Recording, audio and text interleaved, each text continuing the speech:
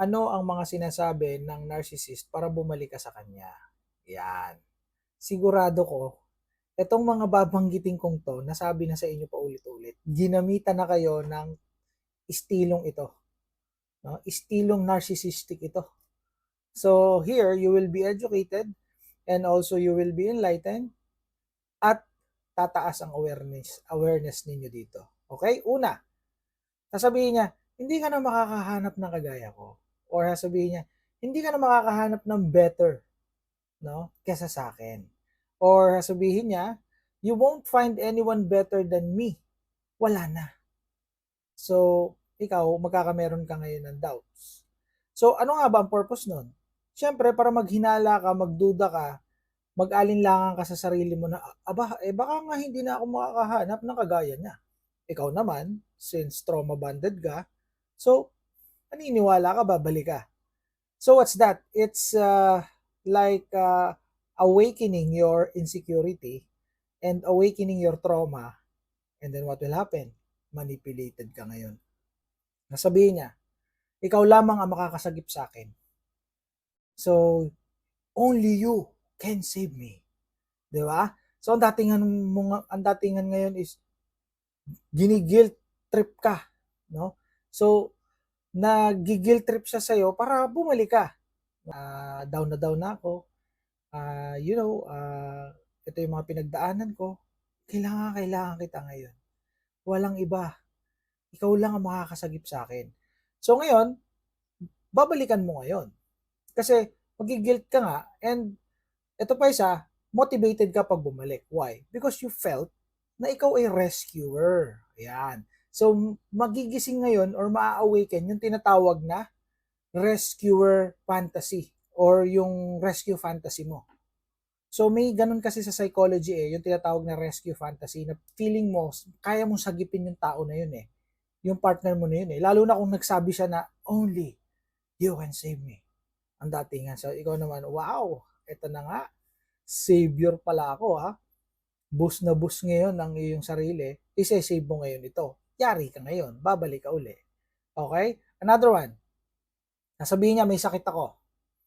I'm ill. May cancer ako, kunyari, may sakit ako sa puso, nagpa-check up ako last week, sabi, may taning na daw yung buhay ko, mga ganun, anytime pwede ako atakin, patay, mga ganun, o kaya meron akong problema sa utak, no, sa pag-iisip, may tumor, may tumor ako sa utak, may mga ganun, o kaya meron akong almoranas, ang sabi ng doktor, dahil daw sa almoranas ko, pwede akong mamatay ngayong taong ito.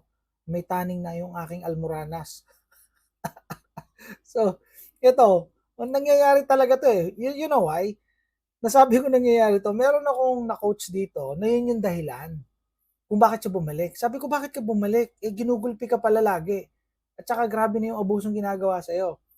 Kasi sir, isang araw nag-chat sa akin. Sabi galing daw siya sa ospital, nagpa-check up nga sa clinic, no? Sa gastroenterologist daw. Siyempre, bilib na bilib siya at paniwalang-paniwala at gastroenterologist. O ano ang finding? Ano daw? Sir, meron daw siyang malalang almoranas May almoranas daw Okay, may almoranas.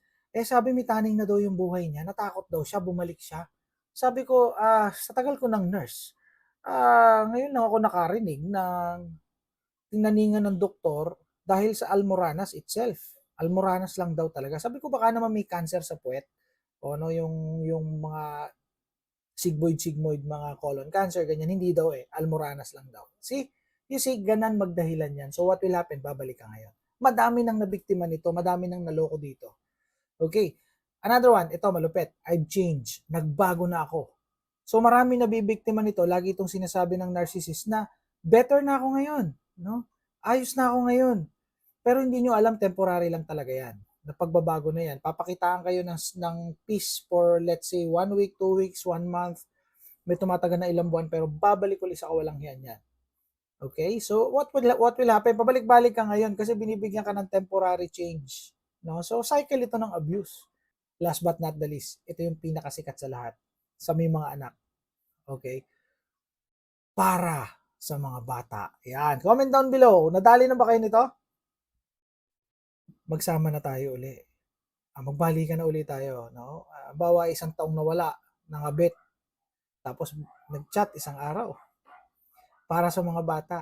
Alam mo, naisip ko yung mga bata habang wala ako dito. Mahal na mahal ko talaga kayo for the sake of the kids, for the sake of our family. So ikaw naman bilang nanay o bilang tatay, what will happen?